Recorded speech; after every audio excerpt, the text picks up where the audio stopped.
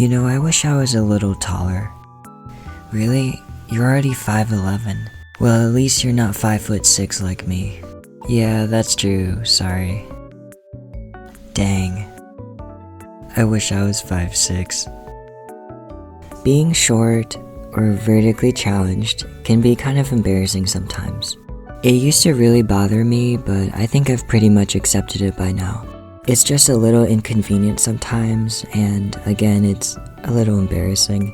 Like when I'm trying to go to the store and there's something on the top shelf that I need, but I'm not with any taller family members or friends of mine. So I think to myself, do I try and find a taller person to grab it for me, or do I just try and climb the shelf?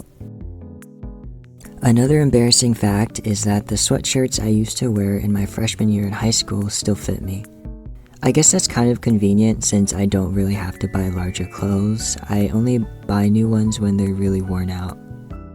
And whenever I'm walking next to one of my friends who's pretty tall, we have like the height difference of Mordecai and Rigby. I think one reason why I'm so short is like the obvious reason, genetics from my Asian parents. My dad's not that tall, but my mom's like really short. And two, I think it's also my fault because I just didn't really eat that much when I was younger. I didn't really have much of an appetite, especially during lunch. And one of my doctors prescribed a medicine that had a side effect that would increase my appetite, but it didn't really work that well for me. On the first day of my junior year in college, there were some upperclassmen that would help new students find their classes if they were lost, and they were scattered around one of the main buildings. I had walked around campus a week prior to check out my classes, so I already knew where my class was located, but I had to pass through one of the main buildings to get to the building where my class was in. I noticed one of the alumni people up ahead.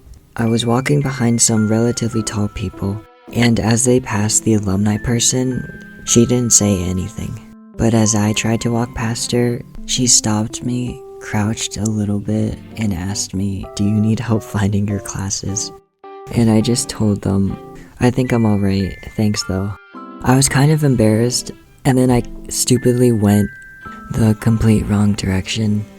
But to get to where I needed to go, I had to either pass that same person again, or take the nearest exit and walk outside the building, where I would take a much longer path than I actually needed to go.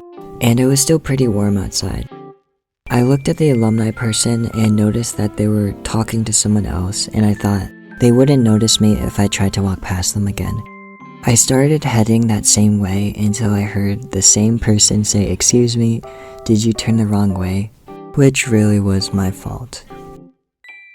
Back during my senior year in high school, I went to the doctors, and they told me that because of the percentile that I was in, I should go and see an endocrinologist to see if they can put me on any treatment to help my growth.